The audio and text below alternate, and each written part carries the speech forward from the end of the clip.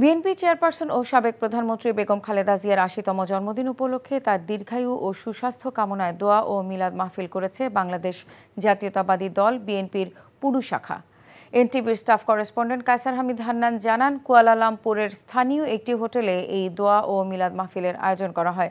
Malaysia pudu শাখার নবনির্বাচিত কমিটির সভাপতি মোহাম্মদ মানিকের সভাপতিত্বে ও সাধারণ সম্পাদক মোহাম্মদ মনির হোসেন গাজী ও সিনিয়র যুগ্ম সাধারণ সম্পাদক মোহাম্মদ হেলাল শিকদারের যৌথ সঞ্চালনায় অনুষ্ঠানের প্রধান অতিথি হিসেবে উপস্থিত ছিলেন মালয়েশিয়া বিএনপির প্রতিষ্ঠাতা সাধারণ সম্পাদক ও বর্তমান কমিটির সহসভাপতি তালহা মাহমুদ।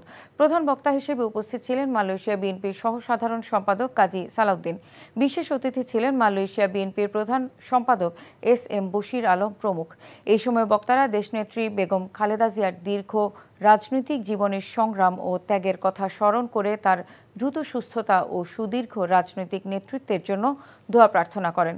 দোয়া মাহফিলে আরও উপস্থিত ছিলেন মোহাম্মদ ইসলাম, মোহাম্মদ জিয়াউর রহমান ভুইয়া, মনির হোসেন গাজী, নূর হোসেন, মোহাম্মদ রাসেল, ডাক্তার ফারুক, রিপন মিয়া, মোহাম্মদ সোহেল মিয়া, মোহাম্মদ শরীফ, আব্দুল ওহাব, মোহাম্মদ হাবিব, মোহাম্মদ মিজানুর রহমান, মোহাম্মদ সাদ্দাম, মোহাম্মদ আক্তার ও মোহাম্মদ আব্দুল হামিদ সহ অনেকে। বান্ডেল থাকলে প্রতি সেনমানিতে টাকা বাঁচবে। বিকাশ সেনমানি বান্ডেল কিনে জিতুন প্রতি লেনদেনে।